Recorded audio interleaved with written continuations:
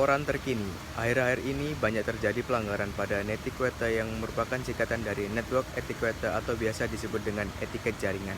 Netiquette atau netiquette didefinisikan sebagai tata krama etika yang ada di dunia maya.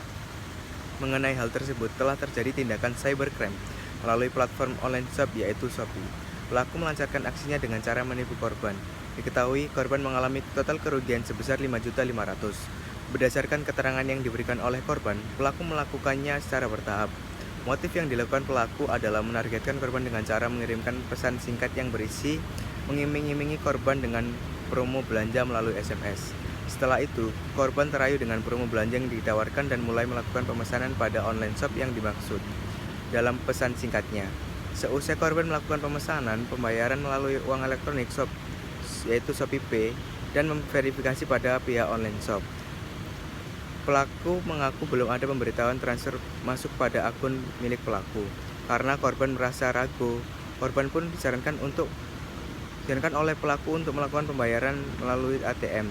Setelah melakukan pembayaran melalui ATM dan menunjukkan bukti transfer uang untuk kedua kalinya, pelaku mengaku jika belum ada pemberitahuan transfer masuk oleh pelaku.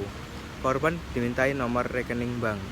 Setelah pelaku memegang nomor rekening bank dari korban, pelaku mulai melakukan aksinya dengan cara membobol uang tabungan korban. Saat ini pelaku telah diamankan oleh pihak kepolisian. Berikut akan diwawancarai oleh reporter di lapangan. Ya, seperti yang sudah dijelaskan oleh Arul tadi bahwa dalam media internet terdapat etiket di mana ada etiket tersendiri dalam media internet di mana kita tidak boleh memaksakan kehendak atau kewenangan kita terhadap orang lain, atau dalam arti lain yaitu don't abuse your power, di mana dalam contoh kasus ini kita akan membawakan kasus mengenai penipuan Shopee Pay yang dilakukan oleh pelaku kejahatan terhadap korban yang berhasil membobol sekitar 5.500.000 pada rekening ATM si korban. Berikut cuplikan dari pertanyaan-pertanyaan yang telah kami tanyakan kepada mereka.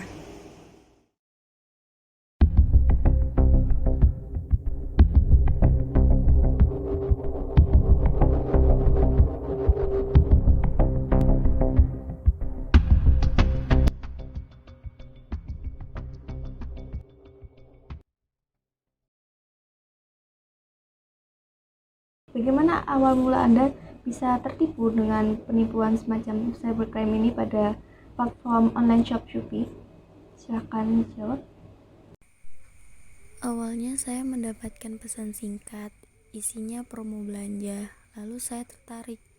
Saya coba buat belanja di online shopnya dari Shopee.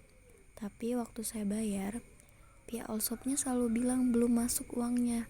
Padahal pembayaran saya keterangannya berhasil. Lalu, bagaimana awal mula pelaku bisa membobol rekening tabungan Anda yang terhubung dengan aplikasi Shopee ini? Setelah pihak all shopnya bilang belum masuk Shopee Pay-nya, saya disaranin buat bayar lewat ATM. Saya ikutin aja, karena saya juga ragu sama pembayaran yang pertama. Setelah itu saya verifikasi sekali lagi sama pihak all shopnya. Jawabannya juga sama, belum masuk. Terus sama pihak all shopnya dimintain nomor rekening, katanya untuk nyocokin kalau udah masuk transferannya. Tahu-tahu uang tabungan saya di ATM hilang semua. Begitu ceritanya. Lalu, kira-kira berapa banyak tabungan Anda yang hilang yang bisa sampai tertipu oleh pelaku kejahatan ini? Sekitar 5,5 juta.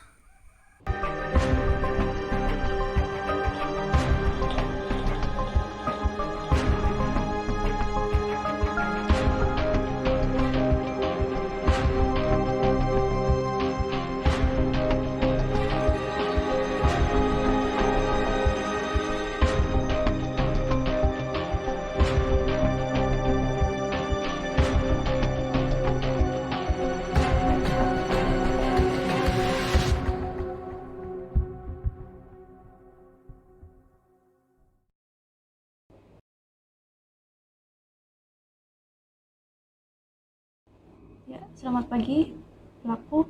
Bolehkah saya tahu nama Anda? Perkenalkan, nama saya Sylvia. Baik, Sebelumnya, apakah Anda pernah melakukan tindak kejahatan seperti ini? Saya sudah melakukannya 10 kali. Lalu, bagaimana Anda mengawali aksi Anda seperti ini, melakukan tindak kejahatan seperti ini? Pertama, saya mengirim pesan singkat berisi promosi melalui SMS. Untuk menjalankan aksi Anda pada tindak kejahatan ini, apakah Anda mempunyai target tertentu untuk mencuri atau melakukan tindak kejahatan cybercrime ini? Tidak, biasanya saya mengacak nomor HP. Kemudian, apa yang Anda lakukan selanjutnya ketika Anda tidak mempunyai target untuk melakukan tindak kejahatan ini? Saya menunggu sampai ada yang memesan di laman online shop saya. Setelah itu baru bisa jadi target saya. Yang saya bingung di sini adalah bagaimana cara Anda bisa membobol uang yang ada di ATM dari para korban-korban yang telah Anda lakukan tindak kejahatan ini. Silakan dijawab. Saya melakukannya dengan menggiring target agar melakukan pembayaran dengan cara transfer melalui ATM, dan juga saya berusaha mendapatkan informasi tabungan milik target seperti nomor rekening atau jika memungkinkan password tabungan milik target. Setelah itu, tabungannya saya retas dan saya kuras sebanyak mungkin. Pelaku kejahatan ini tak hanya beraksi secara langsung, tetapi juga melalui internet, di mana keseharian kita berhubungan dengan internet atau kemajuan teknologi yang ada yang semakin berkembangnya zaman dapat mempermudah untuk berlakunya tindak kejahatan ini melalui perantara teknologi yang ada. Tindak kejahatan melalui internet ini atau biasa disebut dengan cybercrime marak terjadi belakangan ini. Oknum pun tidak pandang bulu memilih target yang akan dijadikannya sebagai korban dalam penipuan cybercrime ini. Lalu, bagaimana tanggapan beberapa perusahaan yang menggunakan internet juga sebagai salah satu komponen utama pembangunannya?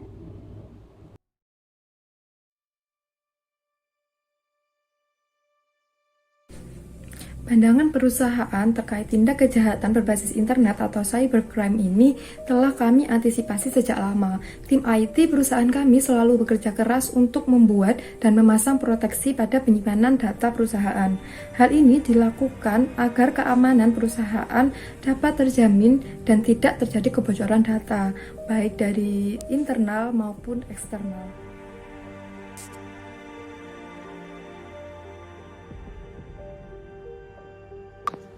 Menurut saya, sebagai mahasiswa, penyalahgunaan wewenang itu tidak baik, karena secara tidak langsung adalah salah satu bentuk korupsi yang tujuannya hanya menguntungkan satu pribadi saja.